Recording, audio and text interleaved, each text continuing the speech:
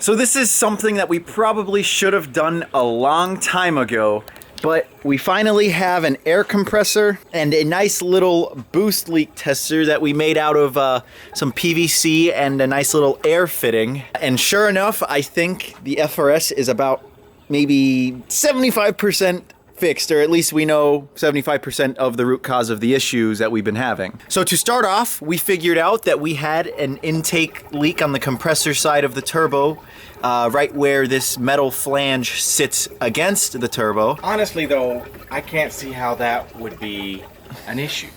Because it's I don't know. It's to the atmosphere. And so it's going to suck through the filter or suck through the gasket. I mean, it's weird. Yeah. I don't understand that. So we fixed that with a new gasket, and then we used a little bit of a soap and water on all of the fittings, or not fittings, but spots for potential leaks. And sure enough, we have one there. We have one right underneath. You can't really see it, but it's right underneath the blow-off valve. One right on that bar, and then I believe one slightly coming out of the coupler that attaches to the intake manifold. Oh yeah, and then one on my little boost controller thingy, which I guess wasn't smart to secure with zip ties. But you always said zip ties are like the drifter's best friend. Yeah, well, in some cases. That was not your friend. No, it wasn't. Zip ties are a drifter's best friend for body panels. Oh, okay. And stuff like that, and bumpers, and everything plastic. Now the FRS was running pretty lean under wide open throttle, and now, at least after I had fixed that initial leak on the compressor side, it was running a lot better. We were seeing around low to mid 11s under wide open throttle, but I still had a slight boost leak because I wouldn't boost all the way to, it was I think 11 PSI on the first map and then 14.5 on the second. So maybe the combination of all of these tiny little leaks add up over time. Well, not over time, but under pressure, and take away 2 to 3 PSI. Okay, so you have some pretty smart fellers that watch the channel. Yeah. And so how do you explain, because if you get it wrong, you're going to get nailed. How do you explain the change in your AFR by changing that gasket on the side of the turbo? I don't know. Yeah, you're right. Well, I do know, and I know people can rest assured in my confidence in this, that if you have any air leaks after the mass airflow sensor, so one right here, if that's getting extra air into the engine that's not metered by the sensor, then that would cause the engine to run lean, thus seeing the change in reading. Okay. Well, we'll see. We'll see what kind of scores you get for this analysis. So bear with me, it is the next day. I spent the majority of it trying to fix the rest of the boost leaks in the FRS, and I think I am 95% there. I'll make another video on that showing everything that I had to do. But earlier today, I did manage to get the new subframe bushings in. Now, these aren't the same ones that we pressed out of the old subframe, because those did happen to be subframe risers, which effectively raise the subframe underneath the car to correct for a bunch of suspension geometry. But yeah, I figured I wouldn't waste your guys' time on the process to remove the old bushings, because it's been done a million times on YouTube. And yes, of course, I burnt them out and then used a Sawzall to get the metal sleeve out. But now, what we're ready to do is throw this subframe back in the car. And of course, I'm gonna need Drift Dad's help to get it in, because I can't do it myself. Okay, what's the plan? So you'll just hand me the subframe and I will try to bench press it up with my skinny self. Holy smokes, that thing's like 200 pounds. How are you gonna bench press that thing? It's not 200 pounds, it's like... Shh. No, it's like 300 pounds. All right, that was a little bit more annoying. Well, I guess I would say it's as annoying as I thought it would be, getting it to line up. On our first go around, we decided that it would just be best to just lower the subframe and then on the chassis studs, use a bunch of sandpaper and a drill with a wire brush on it to clean it off. And then we sprayed a bunch of WD-40 on it, then we were able to manhandle it on. And with that, that is one more piece to the pretty big puzzle that we have going on right now. Thanks for your help, boss. Couldn't have done it without you. No problem. It is Monday. I've been slaving away all morning getting the rear passenger side Wisefab installed.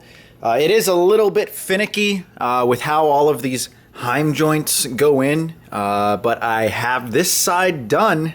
All that's left to do is the driver's side. And just a little tip for those of you that plan to go this route, it will be easier to hook up your arms onto the knuckle before you throw it onto the car. Just because these Heim joints, like I said, are decently finicky.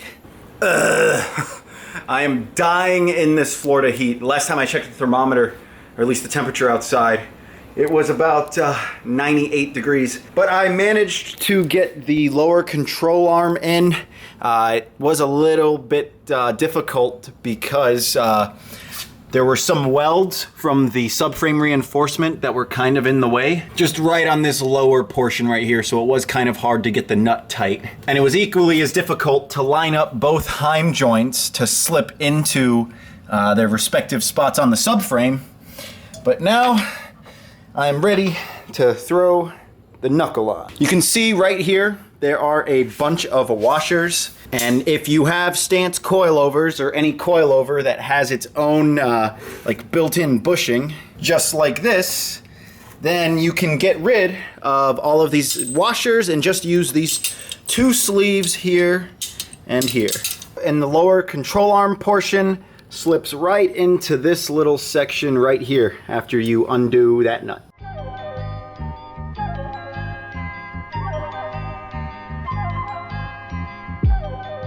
All right, so all of the arms are in. I definitely suggest putting the toe arm in last because there's the most amount of play in the toe for you to be able to squeeze it in there after at least all of the other arms are in. Yes, I still need to put in the diff and the axles. I'm still waiting on the villains stubs to ship. I emailed them and they did say that they posted on their Instagram saying that it's gonna be at least another 2 to 3 weeks before they're done, or at least until they have their next batch made. So I'm just gonna piece this diff back together, throw it in the car, and just drive it for now on the stock diff and axles. It might not be the smartest idea, but I just wanna get this thing out on the road and at least drive it.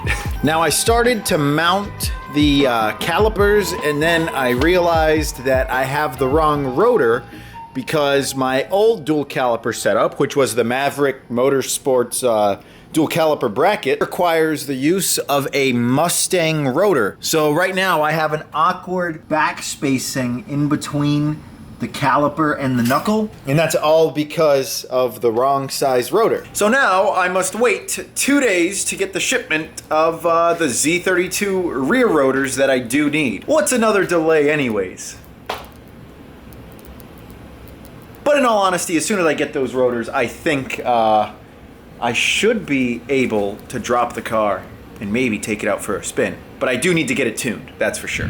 Diff and axles are back on. I still need to go through and torque them down to spec, at least the bolts on the axles and then the bolts that hold the diff into the subframe. And I've also reinstalled my white line sway bar here. I'm gonna have to figure out something with these sway bar brackets here because I don't think the ones that I have will work. But either way, I'm sitting here on the ground, tired, dirty, sweaty, and wanting to go to sleep. So with that said, I want to say thank you to those of you that are still watching the videos. I know it is a long and painstaking process of getting the cars back up and running and ready to drift, but I do think we'll be drifting the FRS this weekend, which should be a lot of fun. So thank you guys for watching. I'm gonna go hop in the shower. Hope you guys have an awesome day, and I'll see you next time. Peace.